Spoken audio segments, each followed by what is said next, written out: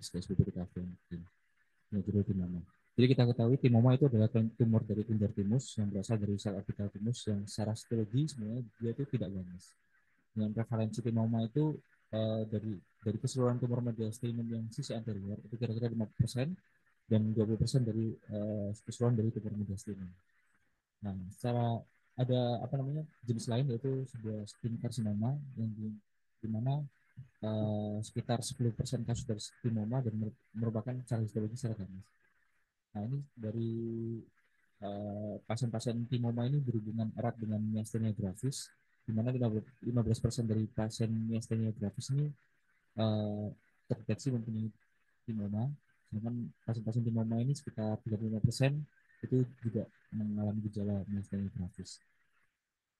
Untuk DD-nya dari timoma ini karena dia letaknya di anterior compartment dari mediastinum, dia bisa sebuah tiroid, uh, tumor tiroid, retrosternal goiter dan paratiroid adenoma, atau jenis-jenis tumor mediastinum anterior yang lain seperti limfoma, teratoma maupun aneurysma dari uh, thoracal aorta.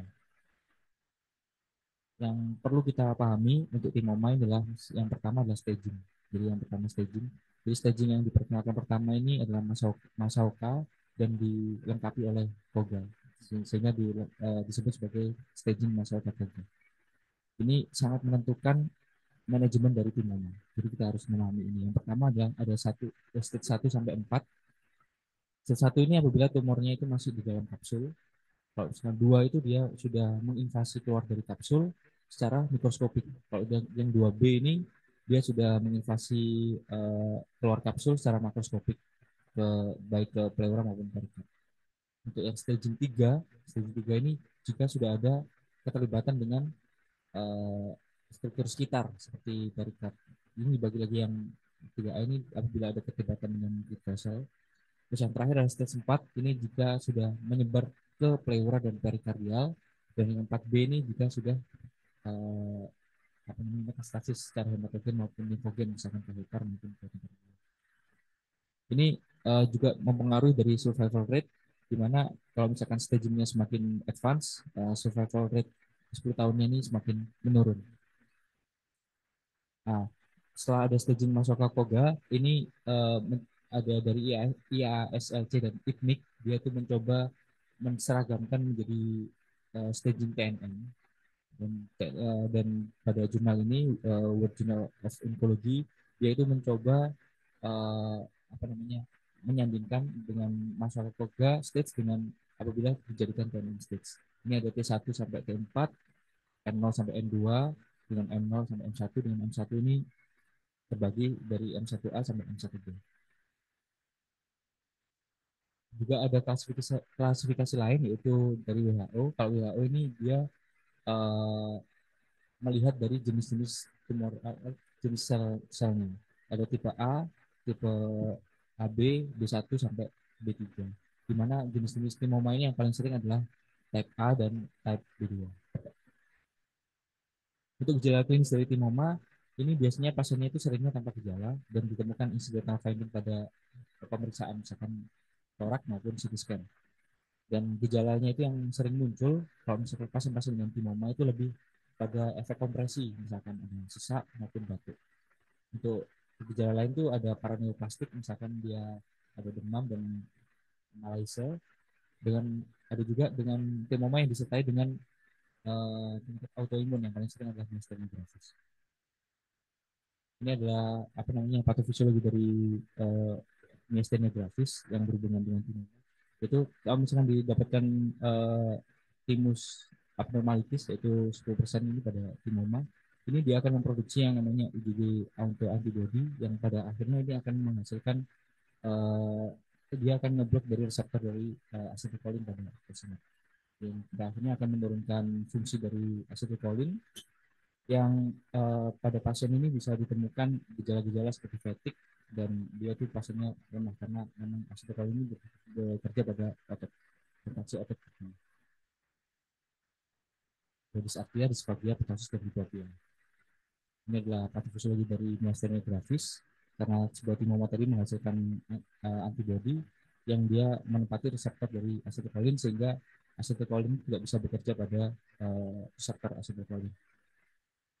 Sedangkan untuk myasthenia gravis ini ada klasifikasi yang membantu kita untuk staging dari apa namanya staging dari gejala dari MG-nya. Yang pertama adalah asimptomatik, gejala okuli, ada gejala yang mild, moderate sampai yang fulminant, gangguan dari respirator. Nah, untuk penegakan diagnosis itu uh, yang paling standar itu dengan menggunakan CT scan itu kita dapat menemukan adanya massa pada uh, mediastinum anterior. Ini yang contoh dari gambaran massa dari mediastinum anterior. Dan juga yang penegakan diagnosis itu bisa dengan CT kontras, MRI. Jadi kalau misalkan dia sudah infiltrasi pada jantung dan gula besar, atau juga dengan PET scan. Untuk tindakannya, uh, tindakan operasi itu beberapa approach yang diajukan pada pembacaan ini. Yang pertama adalah transfecal tenectomy. Ini biasanya itu dengan posisinya pasien itu hiperekstensi dan insisinya di atas, sekitar 4 cm di atas di nodes. Dan ini biasanya digunakan pada kasus-kasus timoma yang kecil. Untuk yang stenotomi atau yang transsternal tenectomy ini biasanya dengan kasus-kasus timoma yang lebih invasif yang banyak pelekatan pada organ sekitar.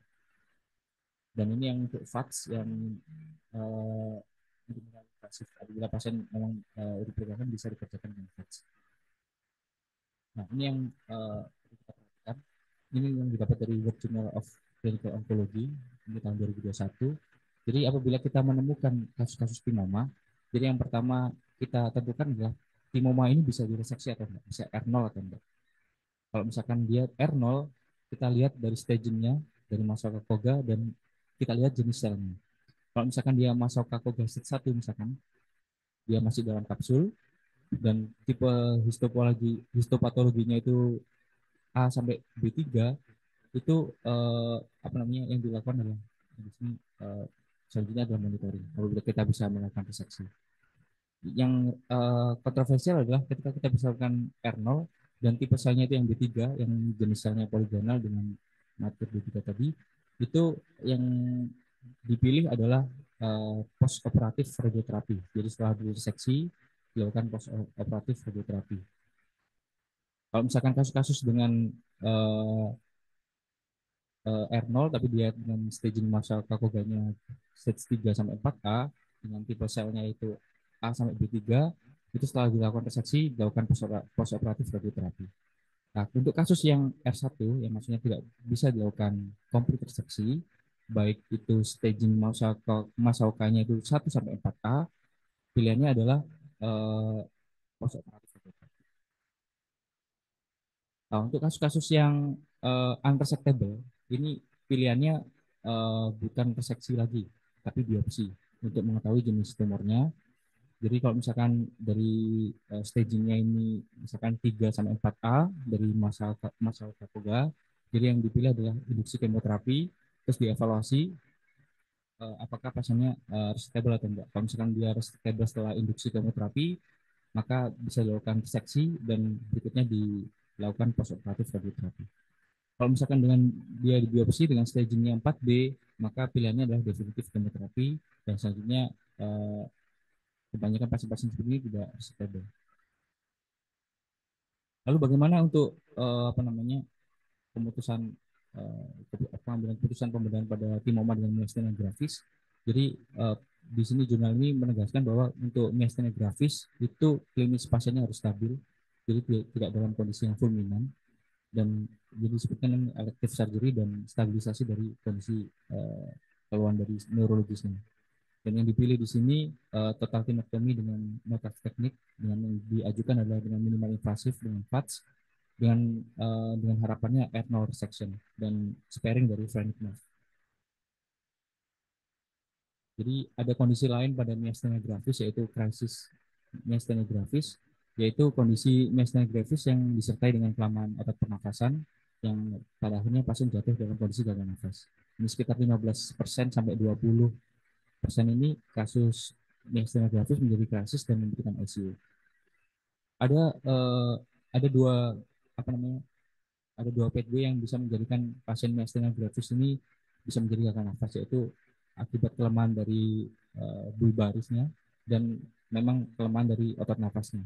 Kalau misalkan dia memang ada kelemahan dari bulbar, maka dia akan kesulitan untuk melakukan pasien kesulitan melakukan ludah sehingga terjadi akumulasi sekret yang pada akhirnya dapat terjadi kondisi atelektasis, pneumonia dan pada akhirnya juga akan menimbulkan hipoventilasi.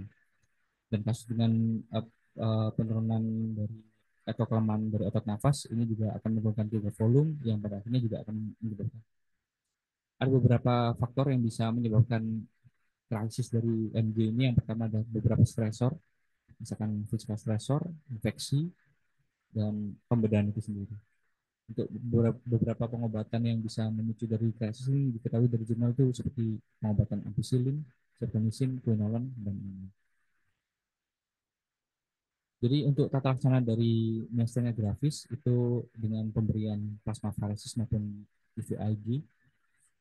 Jadi ini dibandingkan antara pemberian antara immunoglobulin dengan plasma exchange, yaitu ini salah satunya adalah ini apa ya, responnya kalau yang IVIG ini lebih lama dan untuk yang plasma exchange ini lebih cepat, namun memang membutuhkan uh, akses vena dan perlengkapan dan personel yang memadai. Untuk kontraindikasi dari IVIG ini adalah apabila pasien ini dengan defisiensi dari immunoglobulin A, karena pasien-pasien dengan defisiensi dari immunoglobulin A ini resiko tinggi terjadinya alergi. Jadi untuk surveillance pasien-pasien dengan timoma ini CT scan 3-4 bulan setelah pembedahan. Untuk total timoma stage 1 sampai 2 ini setiap tahun pada 5 tahun pertama, kemudian setiap 2 tahun. Untuk timoma stage 3 sampai 4 atau timorosinoma atau sklerosis R1 atau R2 CT scan tiap 6 bulan selama 3-5 tahun, saja setiap tahun. Untuk follow up disarankan selama 10 sampai 15 tahun. Mungkin bacaan